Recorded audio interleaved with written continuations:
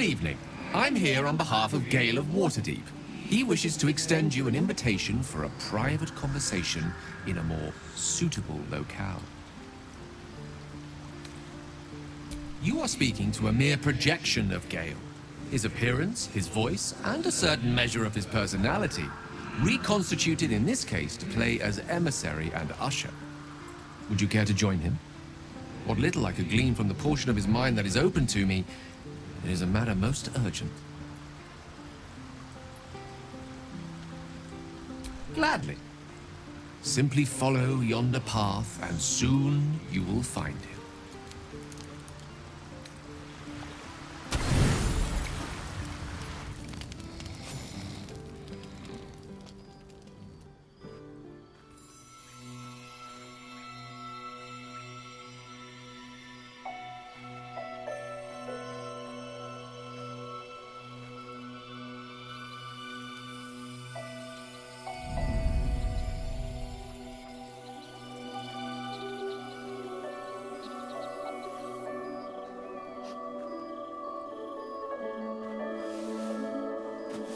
I love this time of night. There's an almost reverent silence that accompanies the peak of darkness, when you'd almost believe the dawn will never break. The cradle of eternity. The timelessness of lovers. That most beautiful of fantasies.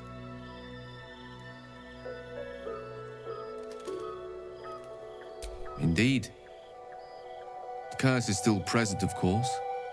Just veiled and at arm's length for now. Not a trick I can repeat often, but tonight is different. This may be my last night alive. I wanted it to be under a canopy of beauty and wonder. And with company to match. I thought this place might bring me peace. I thought it might make the weight of what I must do feel a little lighter. But I'm not so sure.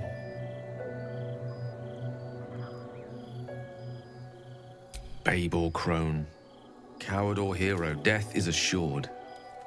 Mistra's forgiveness is not. If you knew the end was near, would you not want to ensure it had meaning? I am terrified. I will not claim otherwise. My face could scarcely conceal it, even if my words sought to deny it. There is no point in running from the inevitable. Better to meet it on my own terms.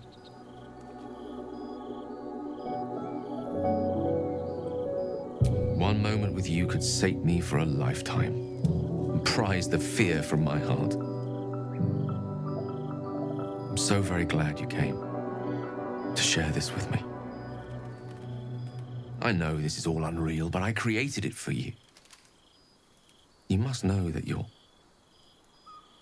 very special to me. If things were different, if we were home, I'd have taken time to do things properly, to say it all better. But time is short. I'm in love with you.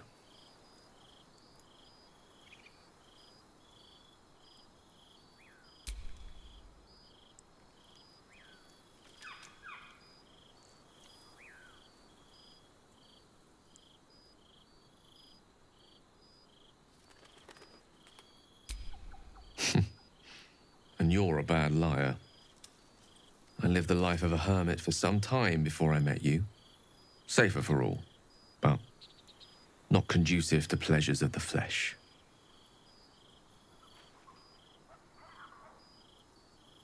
I want it to be perfect. To bond with you in the way the gods do, intertwining our spirits in visions of the weave.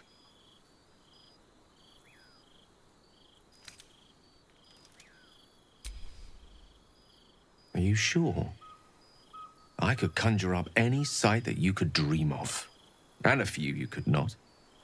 I could use the weave to make us feel sensations beyond reckoning. I could do more than woo you. I could wow you. How about the perfect night in Waterdeep? Yes? Let's imagine how it would be. The scene is this. You and I stand in the room that is the center of my universe. Sculptures, the paintings, the walls livened by the spines of 1,000 books. The grand piano plays the Lyrian suites all by itself, and as we look out beyond the arches that lead to the terrace, we see the weary sun take its daily dive into the sea.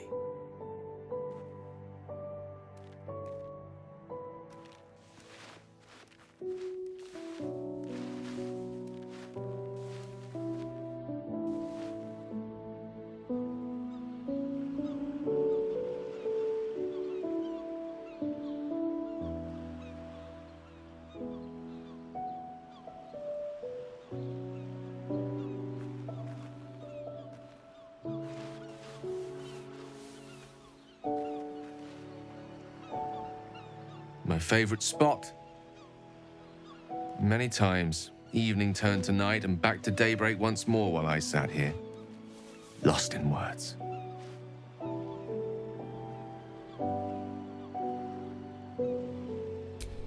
It's called The Art of the Night, and it details the first 1,000 nights of a newlywed king and queen.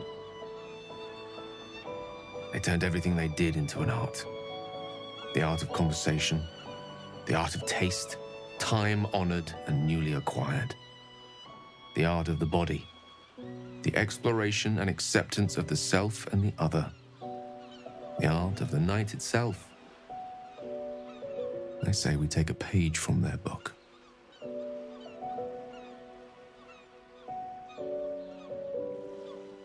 Then let's set the book aside and be blank slates on blank sheets. Delightfully new.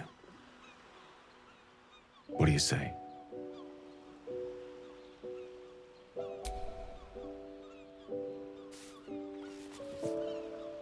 The stars will be our bed. Come here.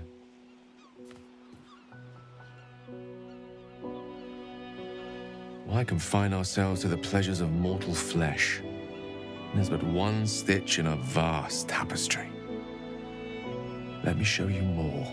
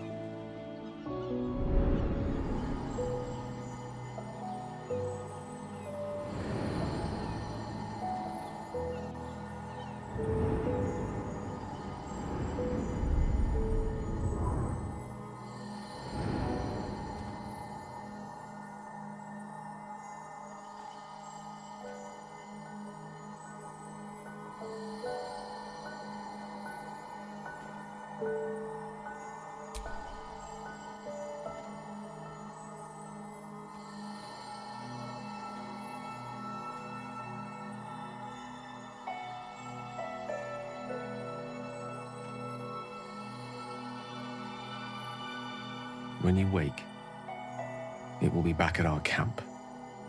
Back in our small, dirty, bloody patch of existence.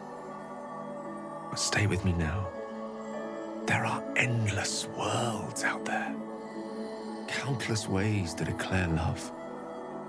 Infinite ways to express it. Too much for one night.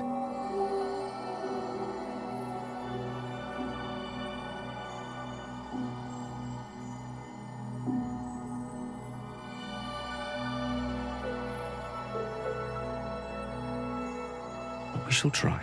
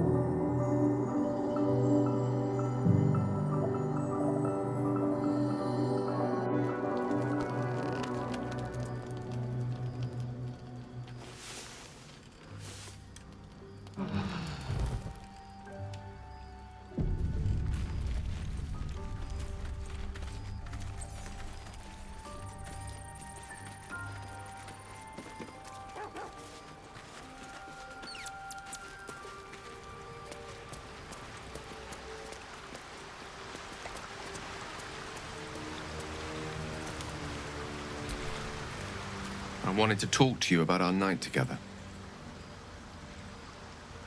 Have you ever walked to the very edge of a great precipice and shuddered at how easy it would be to step into the void? Ever since Elminster told me of Mistra's expectations of me, it felt like I've been walking along such a cliff face. The great drop to nothingness, never out of my sight. But you led me away from the edge. Without your words, your touch, I fear I would have sought purpose and solace in that void. It reminded me what living can feel like.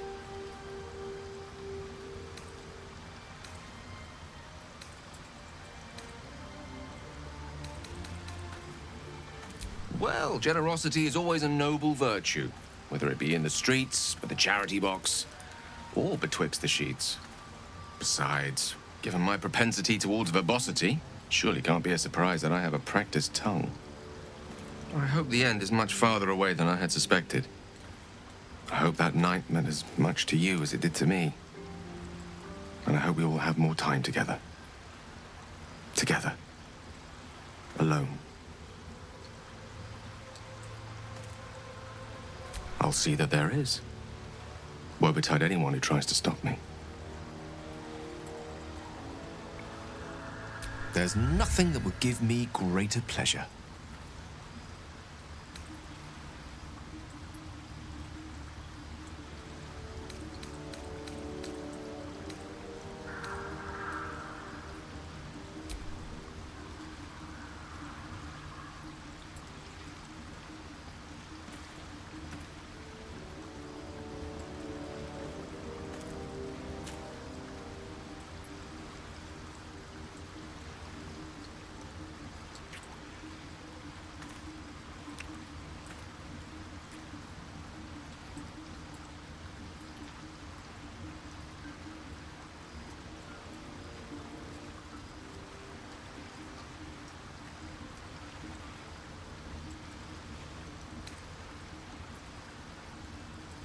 You must know, our relationship is the brightest spot in our otherwise bleak endeavor. To know you love me for the man I am and not the magic I command. None have loved me so purely before. You are everything to me. And yet our relationship is only a nascent fraction of what it will become. You give me hope. And I've not had that in some time.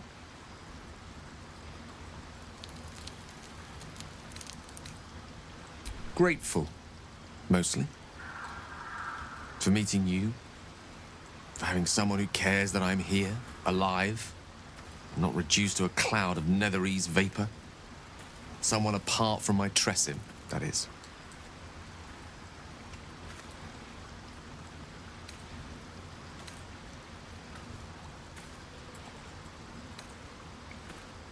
Plenty of them, and all complicated. It's not easy to turn away from one you once loved, but now that I see our relationship with all the illumination hindsight has to offer, I mostly feel only regret. I was not the first wizard to fall under her spell, nor will I be the last. I was an amusement to her. Mortal to be trifled with, amused and eventually discarded. I regret the way I hurt her, of course I do. But she would have seen me destroy myself to earn her forgiveness. There's no love lost between us. None at all.